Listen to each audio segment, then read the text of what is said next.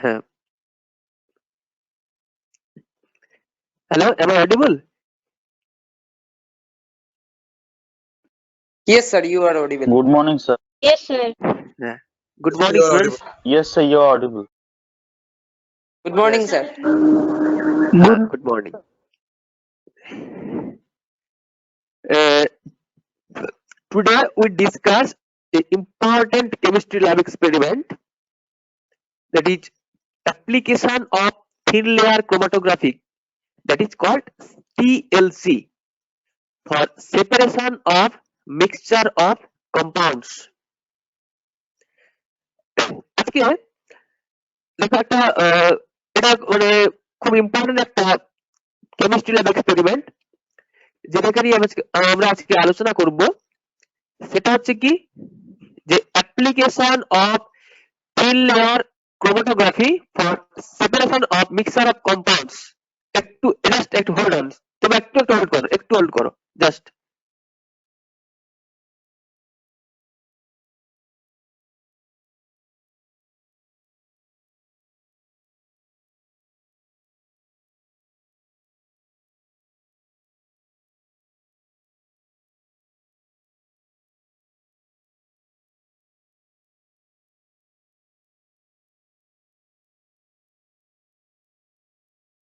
Hello, শোনা যাচ্ছে?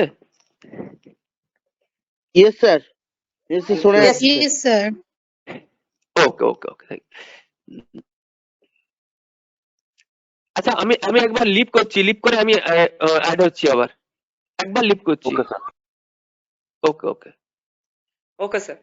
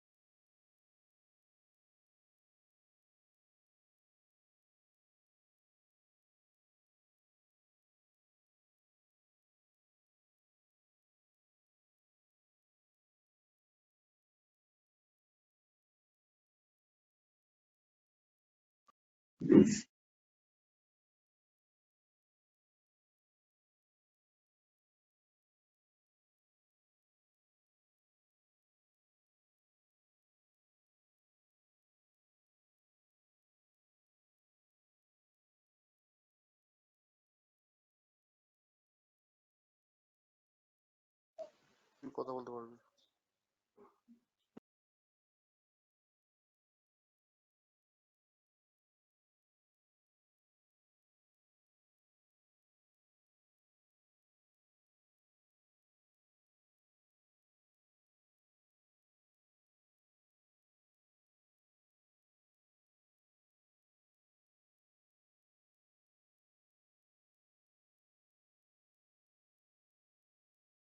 Hello, শোনা যাচ্ছে কি?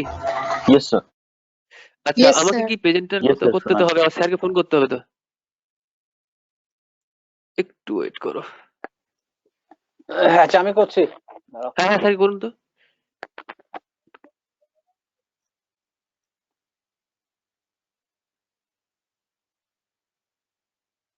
অ্যাকচুয়ালি আমার ওয়াইফাইটা কাজ করছিল না, এই আপাতত হয়ে গেছে ওয়াইফাইটা, তো আর প্রবলেম হবে না।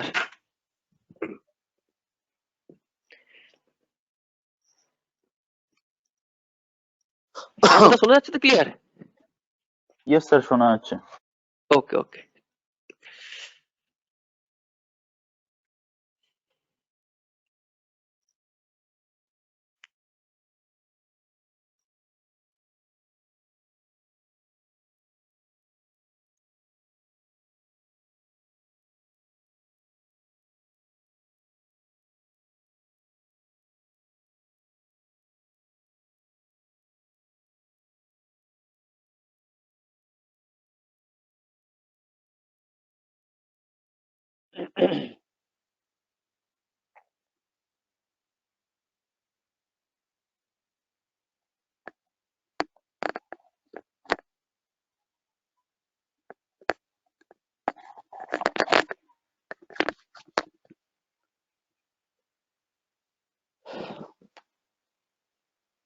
আপনার স্যারের সঙ্গে কথা হয়েছে? হুম হুম হুম ওকে, আচ্ছা, মর্নিং এও এত কম কেন? মর্নিং এও এত অ্যাটেন্ডেন্স, কি ব্যাপার? 53 কি ব্যাপার বলো তো? বিকালের দিকে না হলে গেটে একটু কম হয়ে যায়, কি হবে?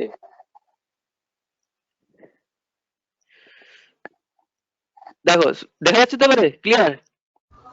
Yes, sir. দেখা যাচ্ছে। ওকে, দেখো। Yes, sir. হ্যাঁ হ্যাঁ, দেখো এই যে সেটা কি এক্সপেরিমেন্টটা হচ্ছে, ভালো করে শোনো, যে application of the thin layer chromatography, short ফর্মে কি বলা হয়? PLC, for separation of mixture of compounds. অর্থাৎ এই যে আমাদের নেচার, এই নেচারে কি হয় যে different biological, organic or inorganic compounds থাকে, ঠিক আছে? They are compose together. If we want to separate them, then we have a technique, that is chromatography. এই যে তাহলে আমাদের এটাকে জানার আগে আমাদের জানতে হবে যে ক্রোমাটোগ্রাফি কি, হোয়াট ইজ ক্রোমাটোগ্রাফি। এই এক্সপেরিমেন্টটা করার আগে এই ক্রোমাটোগ্রাফিটার টার্মটা সম্বন্ধে খুব ডিটেলস জানা দরকার, কি করা হয় এখানে এবং কেন বা করা হয়। ক্রোমাটোগ্রাফি, ক্রোম কথার অর্থ হলো কি? কালার। আর গ্রাফি হচ্ছে টেকনিক, মানে গ্রাফি হচ্ছে কি যেটাকে বলে চিত্রণ, আঁকা আর কিছু একটা, অর্থাৎ কালার চিত্রণ, এরকম একটা ব্যাপার আছে যদি বাংলায় আমি বলি আর কি। সেক্ষেত্রে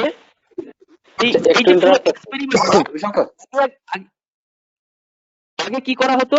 mainly different type of organic আর ইনঅর্গানিক কালার্ড কম্পাউন্ড সেপারেশন ক্ষেত্রে ইউজ করা হতো। কিন্তু বর্তমানে কি হয়, যে কোনো কম্পাউন্ডে সে কালারলেস হতে পারে বা কালার্ড হতেই পারে। যে কোনো কম্পাউন্ড কি করা হয়, সেখানে তাদের এই কম্পাউন্ডের কি কি কম্পাউন্ড মিক্সচার আছে সেগুলোকে সেপারেট করার জন্য এই ক্রোমাটোগ্রাফি টেকনিকটা ইউজ করা হতে পারে বা হয়। যেমন তোমার ধরতে পারো বিভিন্ন রকম মেটাল গুলো এক্সট্রাকশন বা বের করা হয় কোত্থেকে?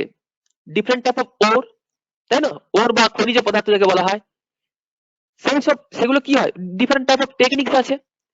সেই সব টেকনিক গুলো ইউজ করে কোনো ওর বা মিনারেলস থেকে কি করা হয়, সেই সব মেটাল গুলোকে এক্সট্রাকশন করা হয় বা বের করা হয়, সেটা একটা টেকনিক আছে। তেমনি এখানে কি হয়, ডিফারেন্ট টাইপ অফ কম্পাউন্ড থেকে কি কি কম্পাউন্ডের মিক্সচার আছে সেগুলোকে আলাদা করা হয় অথবা সেপারেট করা হয় কি দিয়ে? এই ক্রোমাটোগ্রাফি টেকনিকটা প্রয়োগ করে।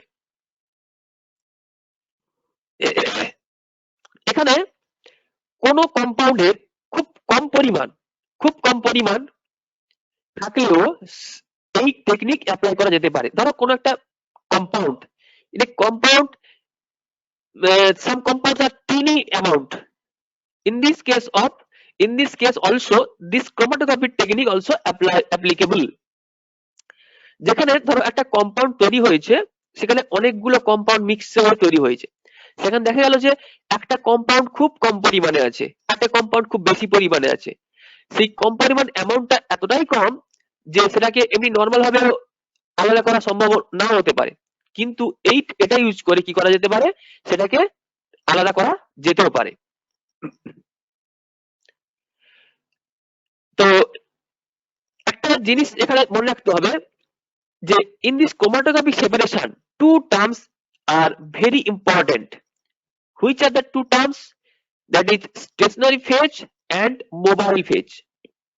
Stationary phase and mobile phase. What is the mobile phase?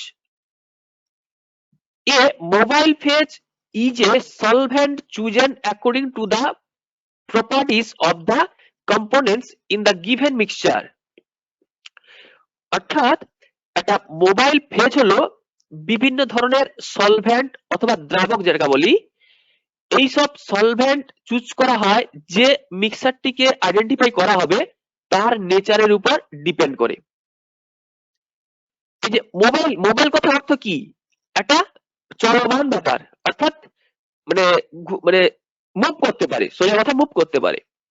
তো এরকম একটা ফেজ, ফেজ মানে একটা অবস্থা, কি হচ্ছে একটা অবস্থা, চলমান অবস্থাকে আমাকে আমার দরকার এখানে, সেই চলমান অবস্থাটা কি, একটা mobile phase.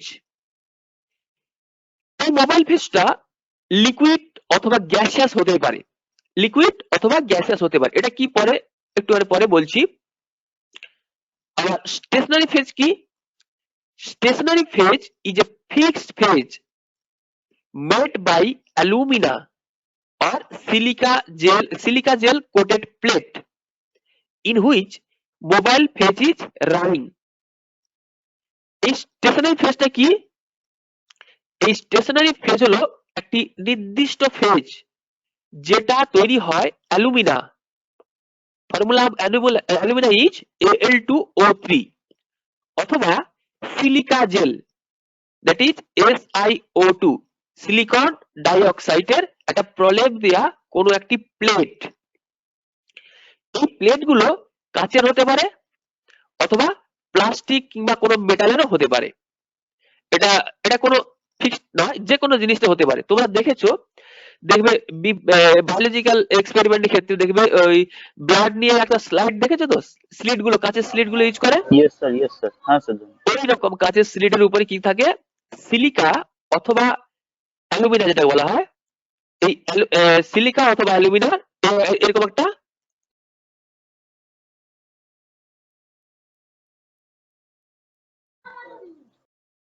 Hello, sir. Hello, sir. You are not audible.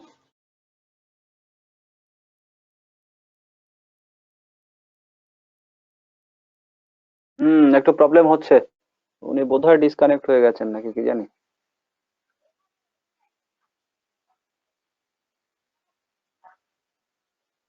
Hello, একটু কল শোনা করে যাচ্ছে? বলে দিন। Yes, sir. Yes, Hello? sir. শোনা যাচ্ছে এবার। একটু ও, বেরিয়ে আচ্ছা, গেছিলে বোধহয়। হ্যাঁ এটা কি, আমি বুঝতে পারছিলাম না, কিছু নেটওয়ার্ক কিছু প্রবলেম হয়ে গেছিল হুম বোধহয়। হুম হুম হুম, ঠিক আছে, ওকে।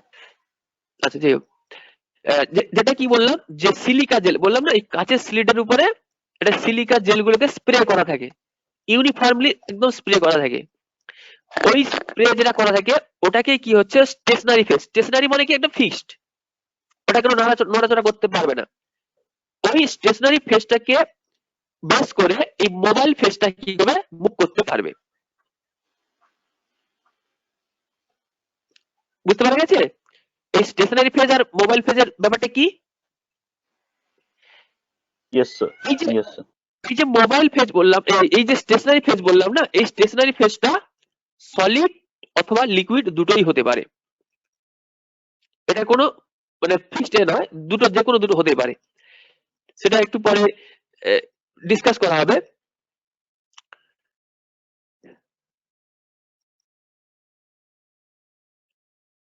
যা, কাজ করে না কেন?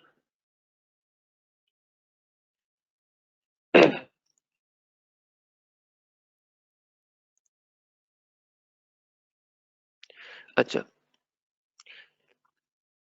ক্রোমাটোগ্রাফি, এই ক্রোমাটোগ্রাফি মানে is a method used by scientists for separating organic and inorganic compounds. এটা একটু আগে ভালো করেই বললাম যে কেন কেন মানে করা হচ্ছে। তোমরা কি বুঝতে পেরেছো যে এই ক্রোমাটোগ্রাফিক সেপারেশনটা কেন দরকার? আর এটা ইম্পর্টেন্সটা কোথায়, ক্রোমাটোগ্রাফিক সেপারেশন ইম্পর্টেন্সটা কোথায় তোমরা কি বুঝতে পেরেছো? স্যার আরেকবার একটু শর্টে বলবেন? আচ্ছা, যেটা বলছি কি, আমাদের কি হয় এই যে নেচারে প্রচুর পরিমাণে হিউজ পরিমাণে অর্গানিক কিংবা ইনঅর্গানিক কম্পাউন্ড আছে। সেই কম্পাউন্ড গুলোর কালার হতে পারে অথবা কালারলেস হতে পারে, কিন্তু আমাদের ওখানে কি কি কম্পাউন্ড গুলো মিক্সচার আছে সেটা তো আমরা জানি না। তাহলে যদি আমাদের জানতে হয় তাহলে বিভিন্ন রকম টেকনিক ইউজ করা যেতে পারে। সেখানে এই ক্রোমাটোগ্রাফি একটা টেকনিক, এই টেকনিক অ্যাপ্লাই করে ওর মধ্যে কি কি কম্পাউন্ড আছে সেটাকে আমরা সেপারেট করতে পারি। এই হচ্ছে আমাদের ক্রোমাটোগ্রাফিক সেপারেশন। তাহলে ক্রোমাটোগ্রাফিক সেপারেশনটার খুব ইম্পর্টেন্স আছে, কারণ আমাদের অবশ্যই জানতে হবে যে কোন কম্পাউন্ডের ভিতরে কি কি কম্পাউন্ড আছে। বোঝা হলো? ইয়েস স্যার, বোঝা গেছে। আচ্ছা, ক্রোমাটোগ্রাফিক সেপারেশন বিভিন্ন ধরনের হতে পারে, ডিফারেন্ট টাইপ অফ ক্রোমাটোগ্রাফি হতে পারে। Number 1 that is column chromatography. Number 2 ion exchange chromatography. Number 3 gel permeation molecular shape যেটা chromatography. Number 4 affinity chromatography. Number 5 paper chromatography. Number 6 gas chromatography. Number 8 dye ligand chromatography. Number 9 hydrophobic interaction chromatography. Number 10 pseudo affinity chromatography. Number 11 that is high pressure liquid chromatography, that is called HPLC. And number 12 adsorption chromatography. এখানে যেটা দেখতে পাচ্ছ যে number 11 যেটা কি যে high pressure liquid chromatography HPLC, আমাদের total যে ইন্ডাস্ট্রিয়াল এরিয়া ইন্ডাস্ট্রিয়াল যে ওয়ার্ক হচ্ছে সেই ইন্ডাস্ট্রিয়ালি এই HPLC এর অ্যাপ্লিকেশনটা হিউজ পরিমাণে হচ্ছে এই মুহূর্তে। কিন্তু আমরা আজ কি নিয়ে ডিসকাস করব?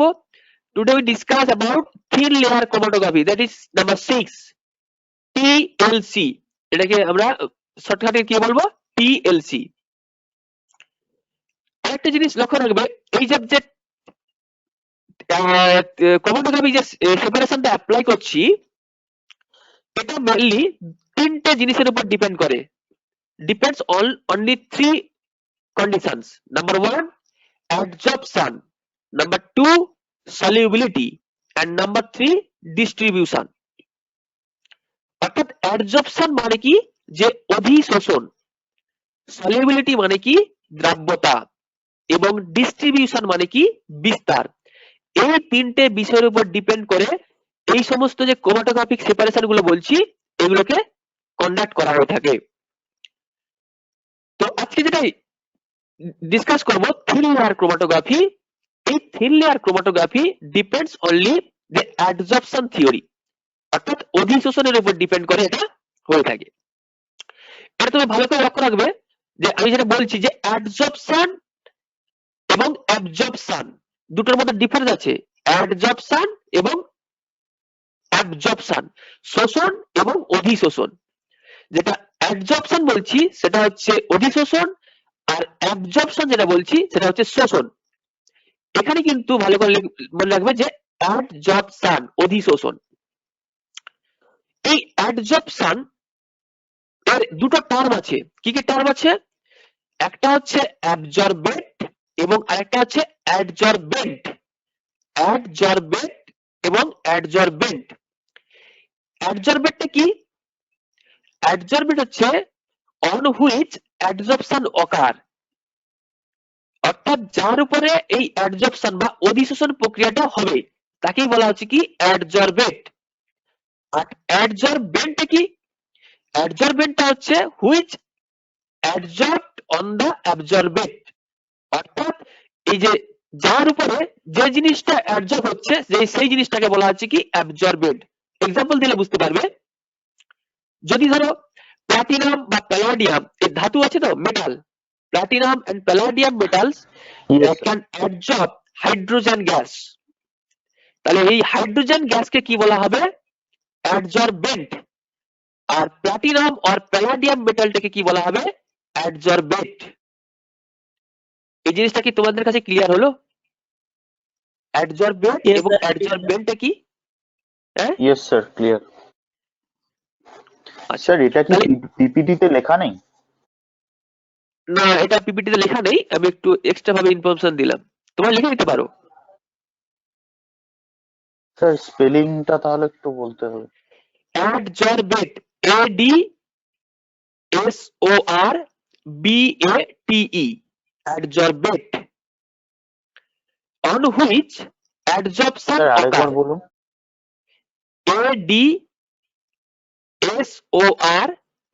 ADSORBATE, adsorbate। স্যার অ্যাডজর্বেট তাই তো? হ্যাঁ adsorbate। R On which adsorbent the মানে কি? adsorption occurs. হ্যাঁ on which adsorption occur. Adsorption.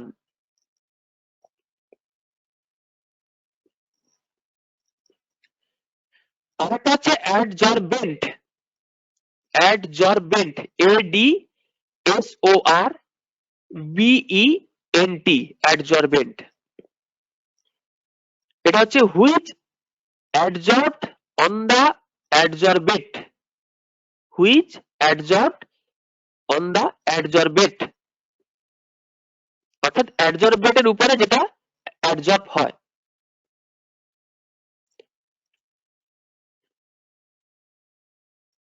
Okay sir. সেটা স্যার হচ্ছে দুটোর বাংলা adsorbate। মানে একটু বলুন স্যার, দুটোর বাংলা মানে এটার একটু বলুন। বাংলাটা এক্স্যাক্টলি বলা যাচ্ছে না, এই বাংলা আমি জানি না। এই বাংলাতে মনে হচ্ছে এই দুটোই বলে, যেটা কি adsorbate এবং adsorbent।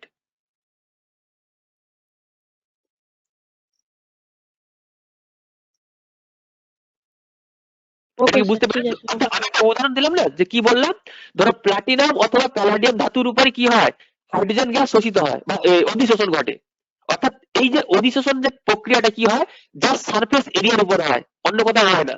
অর্থাৎ পুরো মেটালটার একদম উপরে রাখতে হয়, তার মধ্যে কিন্তু মিশে যায় না। যেমন তোমার দেখবে কোন একটা ধরো এই চককে যদি কালিতে ভেজাও, তাহলে কি হবে, চকের ভিতরেও তো কালি ঢুকে যায়।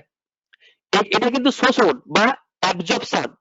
কিন্তু অ্যাডজর্পশন যদি হয়, এই চকের ভিতরে কিন্তু কালি ঢুকবে না, কি হবে, চকটা জাস্ট বাইরের ওয়ালটাতে শুধু কালি থাকবে। এই প্রসেসটাকে বলা হচ্ছে অ্যাডজর্পশন। বুঝতে পারলে? শুধুমাত্র সারফেস এরিয়া থাকবে, Yes, sir. কোনো ভিতরে প্রবেশ করবে না। এখানে যে টিএলসি নিয়ে আলোচনা করব, সেটা হচ্ছে এই অ্যাডজর্পশন প্রসেস নিয়েই হবে।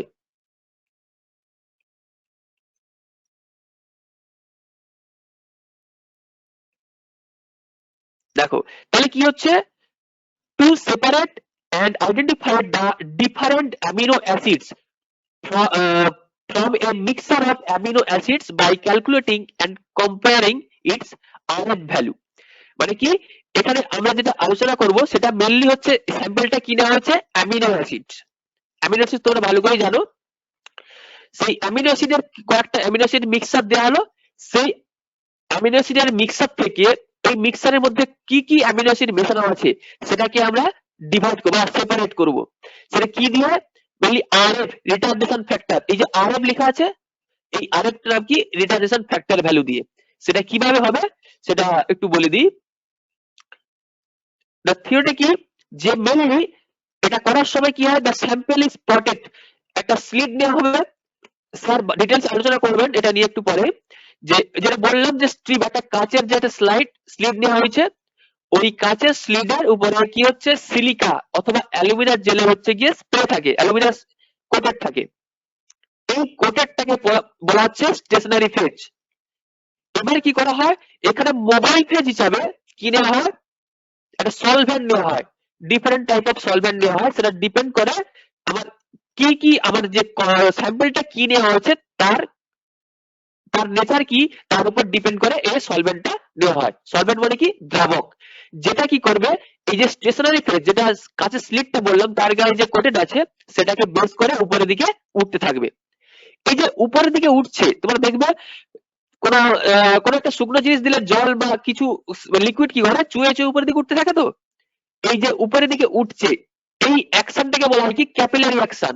অর্থাৎ ক্যাপিলারি অ্যাকশনের জন্য কোন লিকুইড হচ্ছে কাউকে বেস করে উপরের দিকে উঠতে থাকে। এই ক্যাপিলারি অ্যাকশনের জন্য কি হচ্ছে, এই সলভেন্টটা এই যে স্টেশনারি ফেজ, যেটা হচ্ছে কাঁচের স্লিটের উপর যে অ্যালুমিনিয়াম বা সিলিকার যে কোটেড থাকে, তাকে বেস করে উপরে উঠতে থাকে। এবার সেখানে কি হয়, কাঁচের স্লিটের নিচের দিকে স্পট করা থাকে, মিনিমাম কত থাকে, একটুখানি উপরে, জাস্ট 1 সেন্টিমিটারের মতো উপরে একটু মানে ইয়ে দিয়ে, তোমার কি বলে, ওই যে পেন্সিল দিয়ে স্পট করা থাকে, 3টা বা 4টা স্পট করা হয়, যেগুলো স্যাম্পল দেওয়া হয়। সেটা কি দেওয়া হয়, ক্যাপিলারি টিউব দিয়ে।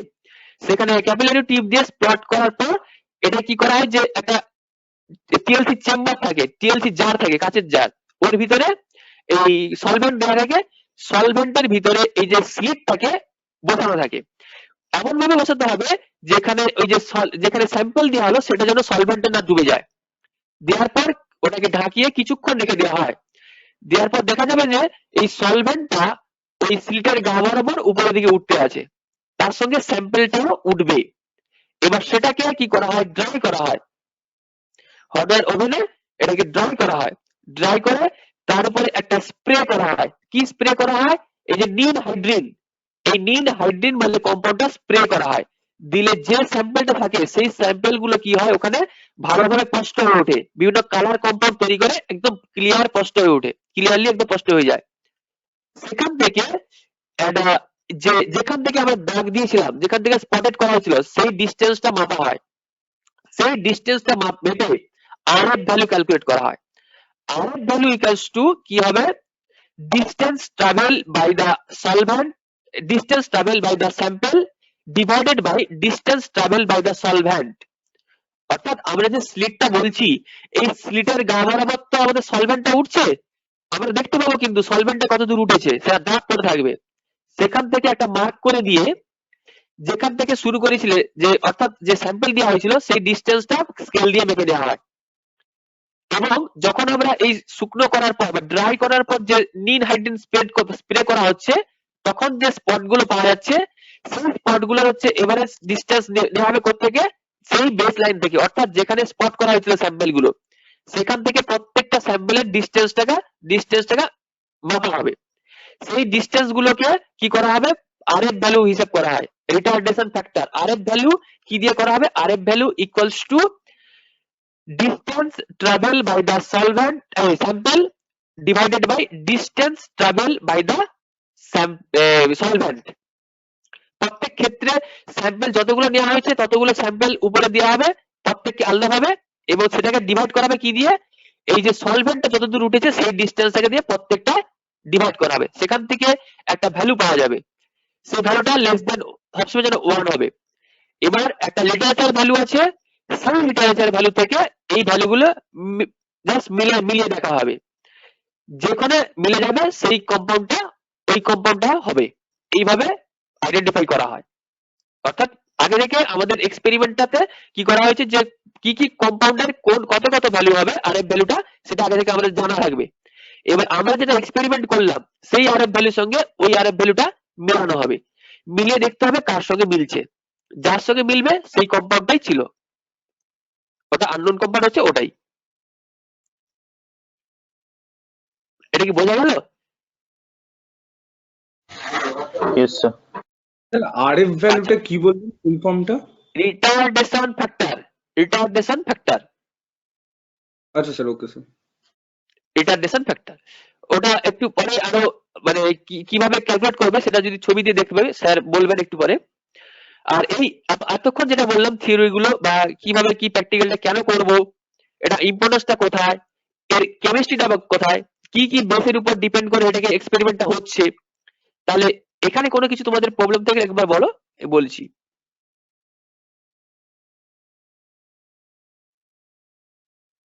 আচ্ছা, তো এখানে কি কি ইনস্ট্রুমেন্ট ইউজ হবে বা অ্যাপারেটাস ইউজ হচ্ছে বা কিভাবে করবে সেটা আমাদের স্যার পরে আলোচনা করবেন আমাদের অতীন্দ্র স্যার। স্যার আমাদের শুরু করতে পারেন। ওকে। হ্যাঁ, আচ্ছা, শুভ স্যার কি এসছেন?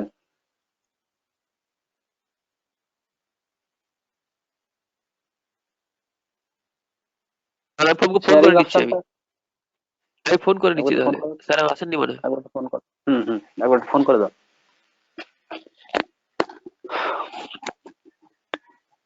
আচ্ছা, good morning to everyone. Good morning sir. Good morning, sir. Good morning sir. Good morning. আচ্ছা, তোমাদের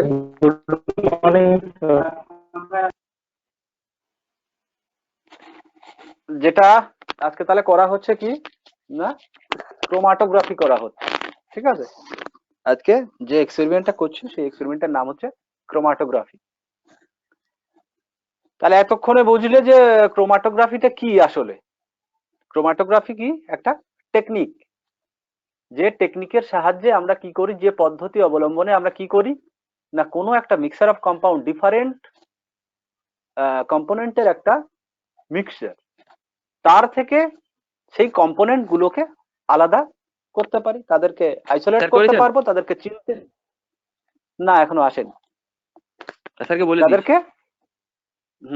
তাদেরকে আমরা কি করছি, আলাদা করছি, তাদেরকে আলাদা করে চিনছি, আইডেন্টিফাই করছি এবং তাদেরকে কালেক্টও করতে পারি। টেকনিকটা কি তাহলে? Chromatography is a technique by which we can identify, isolate and collect the different components from a mixture of compound. তো এটা হচ্ছে কি ক্রোমাটোগ্রাফি। তো আমরা নরমালি যেটা ল্যাবে করি, আমরা একটু আলাদা, এখানে আমরা ডেমো হিসাবে করি ক্লাসে, মানে ল্যাবের মধ্যে। তার কারণ যদি আমরা এই অ্যামিনো অ্যাসিড দিয়ে, এই স্যাম্পেল দিয়ে করতে যাই, তাহলে কিন্তু সেটা অ্যামিনো অ্যাসিডের এই যে মোবাইল ফেজে যে এর মুভিং যে ক্যারেক্টার, সেটা কিন্তু খুব স্লো। তাই এটা কিন্তু অ্যাটলিস্ট 6 to 7 আওয়ার দরকার হয় আমাদের, কিন্তু এই টোটাল কমপ্লিট করতে গেলে 6 থেকে 7 ঘন্টা মিনিমাম দরকার হয়। স্যার ল্যাবে কি তাই এত সময় ধরে করা হয়? হ্যাঁ বলছি, আমি সেটাই বলছি। তো সেক্ষেত্রে আমরা কি করি, আলাদা একটা ইঙ্ক আছে বা সেই স্যাম্পেলটাকেই আমরা দেখিয়ে দিই। এটা খুব শর্ট টাইমে আমরা মোটামুটি ওই 10 মিনিট 15 মিনিটের মধ্যে আমরা টোটাল ডেমোটা দেখে নিতে পারি। ঠিক আছে, প্রসেসটা ঠিক একই। ঠিক আছে, আমরা যদি অ্যামিনো অ্যাসিড নিয়ে ওই স্যাম্পেল নিয়েও করতে যাই তাহলে একই প্রসেস, কিন্তু ওটা একটা লং মানে টাইম লাগে, কিন্তু এখানে আমরা কুইকলি টোটাল একদম ক্যালকুলেশন থেকে শুরু করে টোটাল প্রসেসটা কিন্তু শর্ট টাইমে আমরা দেখে নিতে পারি। তাই আমরা একটা আলাদা স্যাম্পেল নিয়ে এখানে করি। ঠিক আছে, তো এখানে আমি প্রসিডিওরে কি কি লাগবে সেটা বলি পরপর, তোমরা দেখতে থাকো।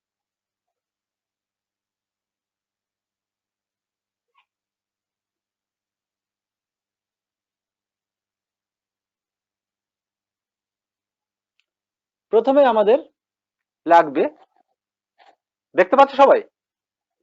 ইয়েস স্যার, এটা একদম সেই প্রি ডিপ্লোমা ক্লাসে দেখানো হয়েছিল, টিএলসি চেম্বার। ঠিক।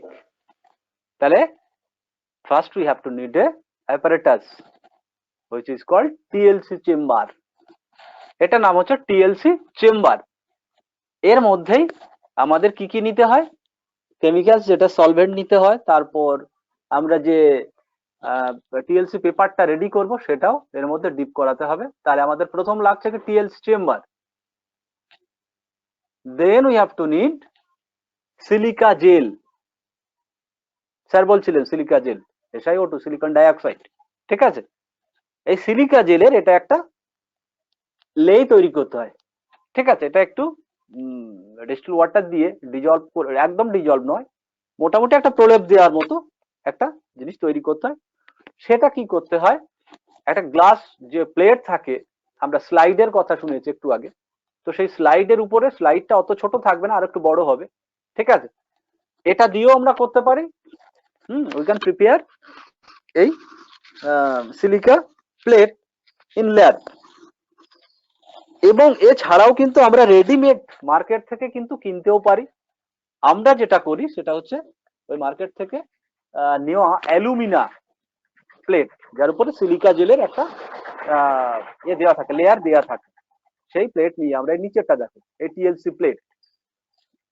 ঠিক আছে, সিলিকা জেল, এই যে এটা হচ্ছে অ্যালুমিনা বা Al2O3, এই মেটালিক একটা প্লেট থাকে, তার উপরে কিন্তু এই লেয়ারটা দিয়ে পুরো ড্রাই করে, হট এয়ার ওভেনে ড্রাই করে প্লেটটাকে প্রিপেয়ার করা হয়েছে। তো আমরা এই রেডিমেড পেপার নিয়ে এই ছোট টুকরো করি, অত বড় পেপার তোর মধ্যে ঢুকবে না, তাই আমরা কি করি, ছোট টুকরো যেমন করা আছে এরকম টুকরো করে নিয়ে সেটার উপরে কিন্তু আমরা এক্সপেরিমেন্টটা করি। তাহলে আমরা কি কি নিলাম, সিলিকা জেল, এটা যদি আমরা ল্যাবে প্লেটটাকে তৈরি করতে যাই তখন লাগবে। যদি আমরা রেডিমেড সিলিকা প্লেট মার্কেট থেকে আনি তাহলে এই সিলিকা প্লেট যেটা দেখতে পাচ্ছ, এই প্লেট নিয়ে কাজ করি। স্যার ওই জেলটা Then কি লাগবে, ওরকম দানা দানা মতো? ওটা দানা দানা থাকে, এটাকে একটু মানে করে নিতে হয়, এটা মোল্ড করে নিতে হবে জলে দিয়ে। ঠিক আছে, গলিয়ে নিতে হবে, আচ্ছা নিয়ে তারপরে লেয়ারটাকে দিতে হবে। স্যার আমি এখানে কি বললাম এই জিনিসটা মনে রাখবে, এটা কিন্তু যদি আমরা গ্লাস স্লাইডের উপরে ল্যাবে যদি আমরা স্লাইডটা তৈরি করি তখন কিন্তু সিলিকা জেলটা লাগবে। যদি আমরা রেডিমেড মার্কেট থেকে এই প্লেটটাকে কিনি তাহলে কিন্তু সিলিকা জেলটা দরকার হচ্ছে না। ক্লিয়ার? তাহলে আমরা কিন্তু রেডিমেডটা দিয়েই আপাতত করছি। বোঝা গেল না যায়নি? ইয়েস Yes, স্যার, sir, বোঝা ক্লিয়ার, যাচ্ছে। বোঝা গেছে। আচ্ছা, এরপর দেখো লাগবে ক্যাপিলারি টিউব। 3 নম্বর আমাদের কি দরকার হচ্ছে? Capillary tube. ক্যাপিলারি টিউব মানে হচ্ছে কাঁচের নল, যে টিউবগুলো কি হয় খুব সরু হয়, খুব সরু নল, ঠিক আছে, যেটা তুমি নর্মালি একটা কোনো একটু বেশি বড় ডায়ামিটারের কোন একটা পাইপকে জলের মধ্যে ধরবে, সেই পাইপ বরাবর কিন্তু জল উপরের দিকে উঠে আসবে না। কিন্তু এই ক্যাপিলারি টিউব যদি কোনো সলিউশনের মধ্যে ডিপ করো তাহলে দেখবে সলিউশনের আপার লেভেল যতটা আছে তার থেকে কিন্তু ওই টিউবের মধ্যে বেশি সলিউশন উঠে আসবে। ঠিক আছে, ওটা ক্যাপিলারি অ্যাকশনের জন্য এটা হয়। তো আমরা এক্ষেত্রে এই ক্যাপিলারি টিউব নেব। ঠিক আছে, কি নিচ্ছি? Capillary tube. তারপরে লাগছে ডেভেলপিং সলভেন্ট। এই ডেভেলপিং সলভেন্টটা যেটা তৈরি করে নেওয়া হয়, কি কি লাগে এটা না? N butyl alcohol, acetic acid আর ওয়াটার, ডিস্টিল ওয়াটার দিয়ে আমরা কিন্তু ডেভেলপিং সলভেন্টটা বানাবো। যেটা কি রেশিওতে থাকবে না? 80:20:20। আমরা যদি 8 ml এন বিউটাইল অ্যালকোহল নিই তাহলে 2 ml acetic acid, glacial acetic acid নেব, আর ওয়াটার নেব 2 ml, মানে 80:20 অর্থাৎ 8:2:2। এই রেশিওতে কিন্তু আমরা কি কি এই কেমিক্যালস গুলো নিয়ে ডেভেলপিং সলভেন্টটা বানাবো। তো এটা লাগছে। তারপর লাগবে স্প্রেইং রিএজেন্ট, যেটাকে বলা হয় কি নিন হাইড্রিন, যেটা নাম নিন হাইড্রিন সলিউশন। এই নিন হাইড্রিন সলিউশনটা এটার কাজ কি থাকে না? এটা হচ্ছে যখন আমরা এক্সপেরিমেন্টটা এই হট এয়ার ওভেনে টোটাল স্যাম্পলিং করে পেপারটাকে হট এয়ার ওভেনে হিট করে যখন বাইরে বের করব, তখন নর্মালি অ্যামিনো অ্যাসিডের কিন্তু টোটালি কালারলেস, কোনো কালারই দেখা যায় না। তো এটাকে ভিজিবল করার জন্য আমরা এই নিন হাইড্রিন স্প্রেইং রিএজেন্টটা স্প্রে করব। করলেই কি হবে না? ওই পিঙ্ক কালারের যেখানে যেখানে স্যাম্পল গুলো মুভ করতে পেরেছে, যতদূর ট্রাভেল করতে পেরেছে, সেইখানে কিন্তু আমরা স্পট গুলো দেখতে পাবো। তো আমরা কি নিচ্ছি? স্প্রেইং রিএজেন্ট হিসাবে নিচ্ছি নিন হাইড্রিন সলিউশন। ঠিক আছে স্যার, হ্যাঁ বলো। স্যার এই যে আপনি যে বললেন কালারলেস হয়ে থাকে, ওটা কালারটা চিনিয়ে দেয়, তাহলে স্যার মানে এই যে ক্যারেক্টারিস্টিক্সটা, এটাকে কি বলা হয়? মানে ইন্ডিকেটর তো আমরা জানি যেটা, যে এন্ড পয়েন্টটা দেখিয়ে দেয় কালার চেঞ্জিং এর মাধ্যমে। স্যার এটাকে কি বলে তাহলে? এটা বলতে তুমি কালার রিএজেন্ট বলতে পারো। ঠিক আছে, colour reagent. Okay sir, okay sir. ঠিক আছে, এখানে স্প্রেইং রিএজেন্ট বলা আছে এটা, বা স্টেনার বলতে পারো। ঠিক আছে, তাহলে স্প্রেইং রিএজেন্ট হিসাবে আমরা কি নিচ্ছি, বা তোমার কালার রিএজেন্ট হিসেবে আমরা নিচ্ছি নিন হাইড্রিন সলিউশন। এরপর আমাদের লাগবে unknown mixture of compound sample, যেটার মধ্যে থেকে আমরা আইসোলেট করতে চাইছি, যার মধ্যে কি কি আছে সেটা আইডেন্টিফাই করতে চাইছি। সেই স্যাম্পেলে একটা সলিউশন করে নিতে হবে। কি করে? সেটা হচ্ছে 95% যে ইথানল, ইথাইল অ্যালকোহল, সেটার মধ্যে ডিজলভ করে ওটা করে নিতে হবে স্যাম্পেলটা। আর থাকবে নান অ্যামিনো অ্যাসিড স্যাম্পল। কেন নানগুলো নিতে হচ্ছে না? তার সঙ্গে কম্পেয়ার করেই কিন্তু আমাদের দেখতে হবে ওই যে আরএফ ভ্যালু, রিটেনশন ফ্যাক্টর, যেটার কথা বলছিলেন স্যার, ওই রিটেনশন ফ্যাক্টর দেখে কিন্তু আমরা নান অ্যামিনো অ্যাসিডের আরএফ ভ্যালু গুলো কি করব আমরা জানি, তার একটা স্ট্যান্ডার্ড চার্ট থাকবে। তাহলে তার সঙ্গে কম্পেয়ার করে আননোন গুলোর কোনটার আরএফ ভ্যালু কত সেটা দেখে, এই দুটোর কম্পেয়ার করে কোনটা কি হতে পারে সেটা আমরা আইডেন্টিফাই করতে পারবো। ঠিক আছে, এবারে আসি প্রসিডিওর। প্রসিডিওর আমরা প্রথম কি করছি? Prepare none of different amino acid by dissolving in 10 ml 95 ethanol. কি করলাম, তাহলে কিছু জানা অ্যামিনো অ্যাসিড, সেই জানা অ্যামিনো অ্যাসিডের একটা স্যাম্পল তৈরি করে নিলাম কিসে না 95% ইথাইল অ্যালকোহলে ডিজলভ করে। ঠিক আছে, নেক্সট কি করছি, prepare unknown mixture of compound sample by dissolving in same 95% ethanol.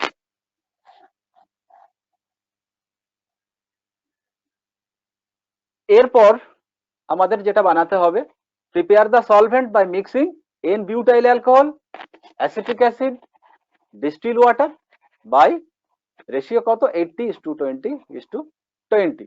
তাহলে এই সলভেন্টটা আমরা বানিয়ে নিলাম কি কি দিয়ে, এখানে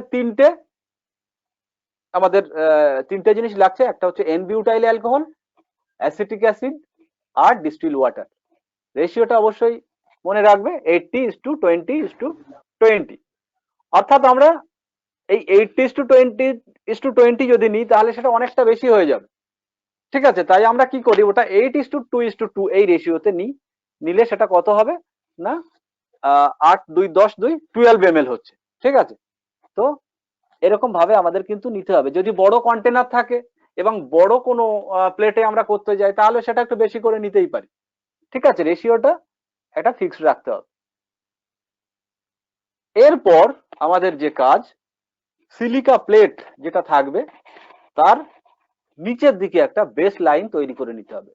এটা কি পেন্সিল দিয়ে একটা বেস লাইন তৈরি করতে হবে। দেখতে পাচ্ছ ছবিতে যেমন দেখছো নিচের দিকে অ্যারো দিয়ে দেখানো আছে বেস লাইন, Yes, sir. এরকম একটা বেস লাইন টেনে নিতে হবে পেন্সিল দিয়ে। ঠিক আছে, আদার্স কোনো কিছু দিয়ে কিন্তু নয়। পেন্সিলের লেডের যে মার্কস ওটা কিন্তু এই যে স্টেশনারি ফেজ, এই মোবাইল ফেজে যে সলিউশন বা সলভেন্ট যেটা কাজ করবে সেটা কিন্তু ওই পেন্সিলের যে এটা থাকে লেড থাকে, লেডটাকে তুলতে পারে না। ঠিক আছে, কিন্তু আদার্স তুমি এই যে বল পেন বা আদার্স কিছু দিয়ে করলেই কিন্তু ওর মধ্যেও কিন্তু কিছু কেমিক্যালস আছে যেটা কিন্তু মুভ করতে পারে, তাই ওটা কিন্তু এর সঙ্গে মিশে যাবে। মানে আমরা যে অ্যামিনো অ্যাসিড দিয়ে যা টেস্ট করতে যাচ্ছি সেটার সঙ্গে কিন্তু মিশে যাবে।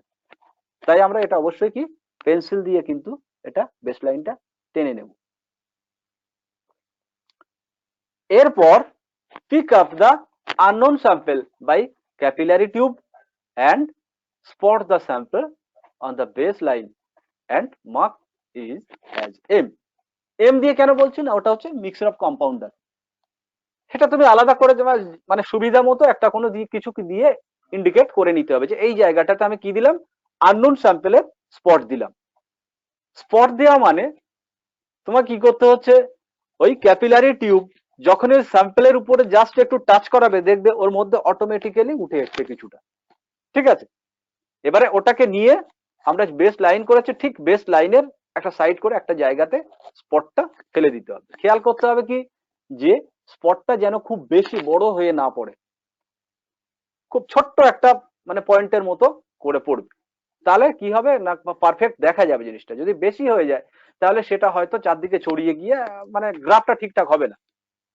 ঠিক আছে, আমাদের যে ছবিটা দেখতে পাবো সেটা কিন্তু খুব একটা ভালো হবে না। ওই জন্য যত মানে সুন্দরভাবে দেয়া যাবে, যত সূক্ষ্মভাবে দেয়া যাবে তত এটা কিন্তু ভালো আসবে, ছবিটা কিন্তু ভালো আসবে। ঠিক আছে, তাহলে আমরা কি করলাম, pick up the unknown sample by capillary tube and spot the sample on the baseline and এটাকে কিছু একটা মার্ক করে দিতে হবে, কিছু দিয়ে একটা ইন্ডিকেট করে দিতে হবে যেটাকে আমরা চিনতে পারবো। নেক্সট হচ্ছে pick up the non-different amino acids by capillary tube and spot the baseline। তাহলে সেই একই ভাবে ওই একই বেস লাইনের উপর পরপর সেপারেটলি কি করতে হচ্ছে আমাদের, এবার নান যে অ্যামিনো অ্যাসিড গুলো ছিল সেগুলো কিন্তু পরপর আমরা দিতে থাকলাম। এই অ্যামিনো অ্যাসিড আমরা বলছি অ্যামিনো অ্যাসিড কি কি হতে পারে, যেমন গ্লাইসিন, লাইসিন, লিউসিন, হ্যাঁ এল অ্যালানিন, এরকম অনেক আছে। ঠিক আছে, অ্যামিনো অ্যাসিড, তো এরকম কিছু অ্যামিনো অ্যাসিডের স্পট আমরা ওখানে দিয়ে দিলাম। দেওয়ার পর এটাকে আমরা কি করছি, তাহলে আমাদের প্লেটটা রেডি হয়ে গেল, প্লেটের মধ্যে স্যাম্পলিং যে সেটা রেডি হয়ে গেল। এর পরের কাজ আমাদের কি করতে হবে, add 12 ml of developing solvent in the TLC chamber. আমি 12 ml বললাম কেন, না ওই 8:2:2 হিসাবে নিয়েছি, তাহলে ওটা দিয়ে 12 ml হচ্ছে। ঠিক আছে, আমি 8 ml, 2 ml আর 2 ml, তাহলে কত হলো 12 ml আমরা ডেভেলপিং সলভেন্ট এই চেম্বারের মধ্যে আমরা নিয়ে নিলাম। নেওয়ার পর কি করছি না, ইমার্জ দা স্পটেড সিলিকা প্লেট। তাহলে যে প্লেটে আমরা স্যাম্পলিং রেডি করেছি সেই প্লেটটাকে নিয়ে কি করব আমরা সলভেন্টের মধ্যে, অর্থাৎ চেম্বারের মধ্যে যে সলভেন্ট অ্যাড করেছি সেই সলভেন্টের মধ্যে ডিপ করে দেব। Of course, the upper surface of the solvent will be just below the baseline of the silica plate. এই জায়গাটা অবশ্যই কিন্তু খুব ভালো করে খেয়াল রাখতে হবে। ওটা ডিপ করানোর সময়, সলভেন্টের মধ্যে ডিপ করানোর সময় অবশ্যই ভালো করে লক্ষ্য রাখতে হবে যাতে কি হয়, সলভেন্টটা বেসলাইনের উপরে যাতে না হয়। যদি দেখা যাচ্ছে যে বেসলাইনের উপরে হয়ে যাবে তাহলে সেক্ষেত্রে আমাদের একটা কমিয়ে নিতে হবে। কি কমাতে হবে, কি কমিয়ে নিতে হবে? স্যার মিক্সচারটাকে, মানে সলভেন্টটাকে একটু কমিয়ে ফেলতে হ্যাঁ হবে। এই সলভেন্টটাকে কমাতে হবে, কম। আমাদের লক্ষ্য রাখতে হবে যাতে না ওই সলভেন্টটা বেস লাইনের উপরে উঠে যায়। ঠিক আছে, তাহলে আমরা ডিপ করে দিলাম এটাকে লক্ষ্য করে। পরের পয়েন্ট আমরা কি করছি, the plate is taken out of the solvent chamber after 5 to 6 hours, of course if the sample is amino acid। ঠিক আছে, and mark to the upper front of the solvent। তাহলে বের করার পর আমরা এর থেকে 5 থেকে 6 ঘন্টা পর বের করার পর সলভেন্ট থেকে উপরে আনার পর আমরা কি করব, প্রথম কাজ হচ্ছে ঠিক একদম ডান দিকের পার্টটাতে দেখো একটু ভিজে মতো যে জায়গা দেখেছো, তার মানে কি আমরা ডিপ করার সঙ্গে সঙ্গে কিন্তু ডিপ করার সঙ্গে সঙ্গে কিন্তু দেখতে পাবো যে ওটা মুভ করতে শুরু করেছে। মোবাইল ফেজে কে আছে, মোবাইল ফেজে হচ্ছে সলভেন্ট। স্টেশনারি ফেজ কে কাজ করছে না, ওখানে যে সিলিকার যে আমরা দিয়েছি, লেয়ার দিয়েছি, সেটা ও কিন্তু স্থির অবস্থায় আছে। তাহলে মুভ করছে কে, মুভ করছে সলভেন্ট। তাহলে সেই প্রথম কাজ হচ্ছে সলভেন্টের আপার ফ্রন্ট উপরের দিকে যত দূর গেছে সেটা কিন্তু আগে তোমাকে মার্ক করতে হবে। সেই পর্যন্ত পেন্সিল দিয়ে যতদূর পর্যন্ত সলভেন্ট ট্রাভেল করেছে তার একদম টপ যে ফ্রন্টটা সেইখানে কিন্তু তোমাকে মার্ক করে নিতে হবে। কেন এটা করতে হবে না, যখনই আমরা এটাকে নিয়ে হিট করব, ঠিক আছে, হিট করব মানে কি এটা ড্রাই করতে যাব, তখন কিন্তু আর ওর যে ট্রাভেলিং ডিস্টেন্স বাই সলভেন্ট সেটা কিন্তু আর খুঁজে পাবো না। ওটা কিন্তু কোনো রকম স্টেনার দিয়ে মানে ভিজিবল করা যায় না। তাই আগে কাজ হচ্ছে কি ওইটাকে একটু মার্ক করে দিতে হবে যে এই পর্যন্ত ও ট্রাভেল করেছে। ঠিক আছে, তাহলে মার্ক করে দিলাম। দেওয়ার পর এবারে আমরা কি করছি, the plate is dried in a hot air oven at 100 to 110 degree centigrade for কত 5 মিনিট। তাহলে এটাকে আমরা কি করছি, এবার ড্রাই করে নিচ্ছি। ঠিক আছে, পুরোটাকে আমরা ড্রাই করে নিচ্ছি।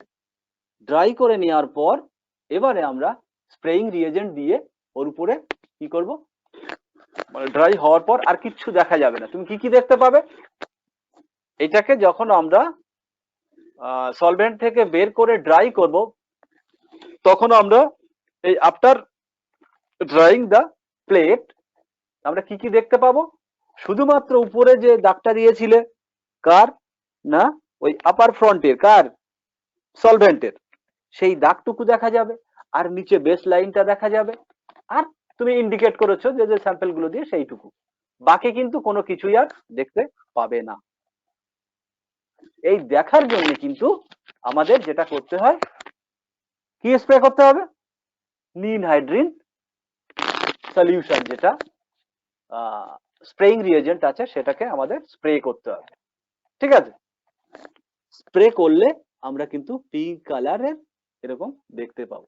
ভিজুয়ালাইজেশনটা কি হবে, দ্য ক্রোমাটোগ্রাম ইজ, ক্রোমাটোগ্রাম মানে কোনটা, ওই টিএলসি প্লেট যেটাকে আমরা বের করলাম ড্রাই করার পর, is sprayed with ninhydrin solution and dried again ninhydrin solution spray করার পর আরো একবার ড্রাই করে নিচ্ছি, তখন কি না the amino acids appear as purple colored spot at different distance corresponding to their RF values respectively.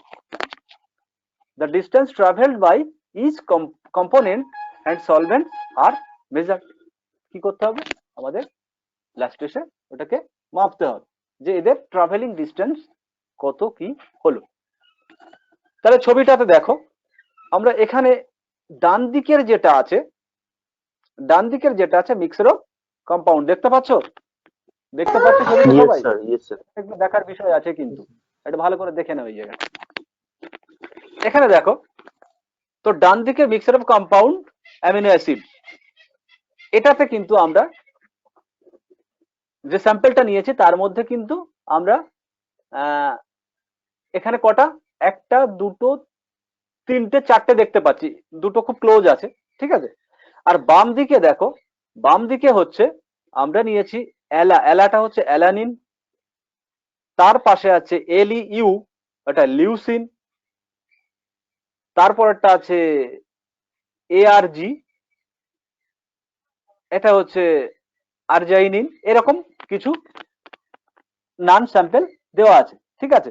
তাহলে এবারে যখন এটাকে আমরা ইমার্জ করেছিলাম তারপর থেকে ওটা কিন্তু মুভ করতে শুরু করেছে, স্টেশনারি ফেজে ও কিন্তু মুভ করতে শুরু করেছে।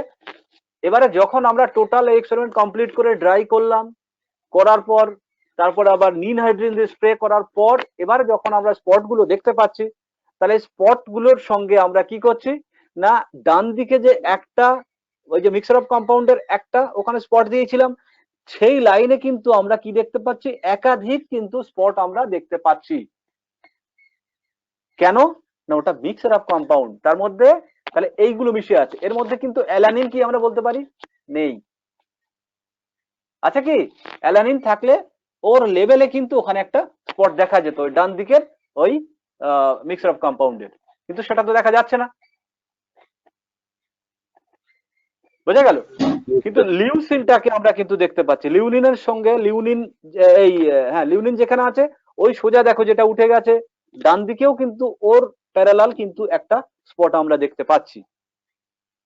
তার মানে কি মিক্সার অফ কম্পাউন্ডের মধ্যে আমরা কি কি পাচ্ছি, আরজাইনিন পেয়েছি, ওদিকে লিউসিন পেয়েছি, হ্যাঁ অ্যালানিনটা নেই, তাহলে আমরা ধরে নিচ্ছি, ঠিক আছে, বোঝা গেল স্যার হ্যাঁ বলো। সেই অরিজিনটা মানে কি ওই বেস লাইনটা? হুম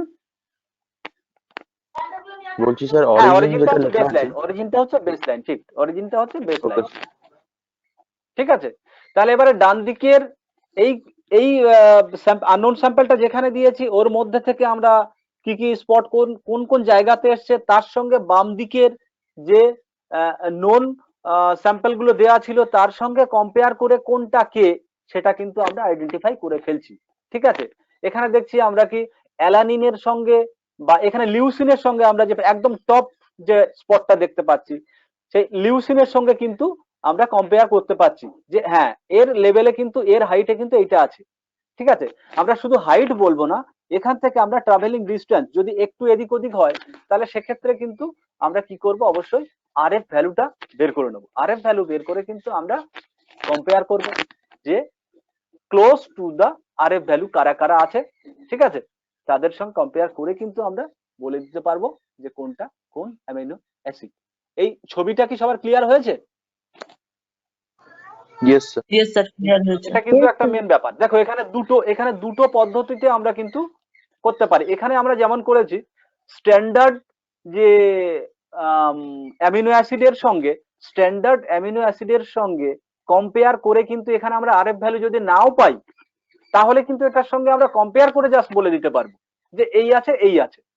কিন্তু যদি এখানে আমাদের এই নন অ্যামিনো অ্যাসিড না থাকে তখন কি করব না, তখন কিন্তু আমাদের দেখতে হবে স্ট্যান্ডার্ড যে আরএফ চার্ট আছে অ্যামিনো অ্যাসিডের রিটেনশন ফ্যাক্টরের যে স্ট্যান্ডার্ড চার্ট থাকবে সেই চার্ট দেখে কিন্তু আমাদের মেলাতে হবে যে এর আরএফ ভ্যালুর সঙ্গে মিলছে কোনটা। এটা বোঝা গেছে কি? আমরা তাহলে দুটো পদ্ধতিতে করতে পারি, একটা হচ্ছে কম্পেয়ার করে এই নোন অ্যামিনো অ্যাসিড দিয়ে কিন্তু তার সঙ্গে কম্পেয়ার করতে পারি। আর একটা হচ্ছে স্ট্যান্ডার্ড ভ্যালু চার্ট যেটা থাকবে, কি আরএফ ভ্যালু চার্ট, সেটার সঙ্গে কম্পেয়ার করে কিন্তু আমরা বলে দিতে পারবো। সাপোজ এই বাম দিকের এইগুলো নেই, বাম দিকের যে আমরা নন অ্যামিনো অ্যাসিড দিয়েছি এগুলো নেই, তুমি ধরে নাও এটা নেই, তাহলে কি করে বের করবে? তখন কিন্তু তোমাকে এটাকে স্কেল দিয়ে মাপতে হবে, কি না distance travelled by sample, distance travelled by sample.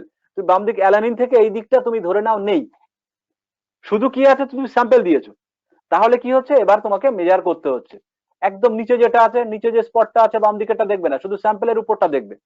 তাহলে এইখানে একদম নিচে যেটা আছে তুমি বেস লাইন থেকে ওই স্পট পর্যন্ত মাপছো, তাহলে সেটা কি ডিস্টেন্স ট্রাভেলড বাই কি distance travelled by sample divided Yes, sir. Distance travelled by solvent. Solvent front উপরে দেখতে পাচ্ছ, অ্যারো দিয়ে দেখানো আছে Yes. Solvent front. হ্যাঁ, তাহলে এই পর্যন্ত তোমাকে স্কেল দিয়ে মাপতে হচ্ছে। তাহলে দুটো জিনিস মাপছো, কি না distance travelled by sample by distance travelled by solvent. এটা তাহলে আরএফ ইকুয়ালস টু কত বেরিয়ে যাচ্ছে, ঠিক আছে? তাহলে আমি যদি বলি what is the unit of RF, retention ফ্যাক্টরের ইউনিট কি হবে, কেউ বলতে পারবে? স্যার ইউনিটলেস স্যার হবে তো ইউনিটলেস। Sir, হ্যাঁ, factor ঠিক is আছে। unitless. হ্যাঁ, দুটোই হচ্ছে একটা রেশিও, তো দুটোই হচ্ছে ডিস্টেন্সের রেশিও, Yes. ঠিক আছে, সেম ডিস্টেন্সের, তাই এখানে কিন্তু ইউনিট লেস। তাহলে আরএফ এখানে আমরা বের করতে পারবো তো নাকি, বুঝে গেল সবার? এরকম একটা স্যাম্পলে করলাম, তারপরের ওর উপরে যেটা আছে তার আরএফ কত, এখানে এই যে এটার সঙ্গে কম্পেয়ার করে আমি কাউকে পাইনি, তাহলে এর ক্ষেত্রে আমরা কি করে পাবো? এর সঙ্গে তো নন অ্যামিনো অ্যাসিড কিছু বাম দিকে নেই, তখন কি করব? তাহলে তখন কিন্তু আমাদের ওই স্ট্যান্ডার্ড যে চার্ট থাকবে যেখানে আরএফ ভ্যালু দেওয়া আছে সেটার হেল্প কিন্তু আমাদের নিতে হবে, ঠিক আছে? আশা করছি ক্লিয়ার সবার। এবারে আমি অবজারভেশন কি দেখবো, ক্যালকুলেশনটা আমরা কিভাবে করব। এখানে দেখো আমরা এখানে নন স্যাম্পল হিসাবে বা অ্যামিনো অ্যাসিড নিয়ে এখানে লাইসিন, লিউসিন, অ্যালানিন, তো এদের মোটামুটি ট্রাভেলিং ডিস্টেন্স কত হবে না 2 পয়েন্ট, একটা সার্টেন টাইমের পর ওই 5 থেকে 6 ঘন্টা পর এরা কিন্তু 2 সেন্টিমিটার, আর লিউসিন 4.5 সেন্টিমিটার, অ্যালানিন 2.9 সেন্টিমিটার, এরকমই হবে, ঠিক আছে?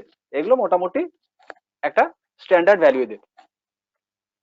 আচ্ছা, সেই সময়ে ডিস্টেন্স ট্রাভেলড বাই সলভেন্ট কত থাকবে 8.5, এটা কিন্তু প্রত্যেকের ক্ষেত্রে একই হবে, সলভেন্ট ফ্রন্টটা তো প্রত্যেকের ক্ষেত্রে একই, তার মানে এট এ টাইম আমরা ওটা কিন্তু এর থেকে বের করে নিয়েছি চেম্বার থেকে, তাহলে সেটা একই থাকবে সবার ক্ষেত্রে। তাহলে এখানে আমরা ডান দিকের কলামে দেখো RF equals to DI by DS, অর্থাৎ distance travelled by sample by distance travelled by solvent. তাহলে সেটা করলে আমরা দেখছি লাইসিনের ক্ষেত্রে কত 0.24, লিউসিনের ক্ষেত্রে 0.53, অ্যালানিনের ক্ষেত্রে 0.35। এবারে আসছে মিক্সার অফ কম্পাউন্ড, যেটার আমরা কি কি আছে তার কম্পোনেন্ট গুলো সেটাকে দেখার জন্য আমরা টেস্ট করছি। তাহলে সেখানে আমরা এ বি যদি ধরে নিই, তাহলে যেটা এ আছে তার ক্ষেত্রে আমরা ডিস্টেন্স ট্রাভেল বাই স্যাম্পল দেখলাম কত 4.4, এটা সেম থাকবে 8.5, তাহলে আমরা দেখছি কত 0.52, তাহলে এটা নিয়ার অ্যাবাউট 0.53, তাই এটা কি এই স্যাম্পলটা কি হতে পারে, আমরা ধরে নিচ্ছি এটা লিউসিন হতে পারে।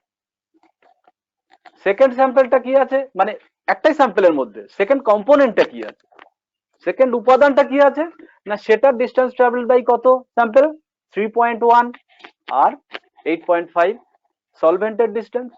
তাহলে এখান থেকে আমরা দেখতে পাচ্ছি কত হলো না আরএফ ভ্যালু ইকুয়ালস টু 0.35, তার মানে এটা কিন্তু আমরা কার সঙ্গে কম্পেয়ার করতে পারি, অ্যালানিনের সঙ্গে, তাহলে এটা কি হতে পারে না অ্যালানিন। অর্থাৎ আমাদের যে mixer of compound unknown mixer of compound যেটা নিয়েছি তার মধ্যে কি কি প্রেজেন্ট না, একটা হচ্ছে লাইসিন, না একটা হচ্ছে লিউসিন, আর একটা হচ্ছে আর অ্যালানিন, ঠিক আছে? তাহলে এইভাবে কিন্তু আমরা কোনো একটা মিক্সচার অফ কম্পাউন্ড থেকে তার কি কম্পোনেন্ট গুলোকে আমরা আলাদা করে চিনতে পারবো, তাদেরকে আলাদা করতে পারবো, আলাদা করে কালেক্টও করা যায়।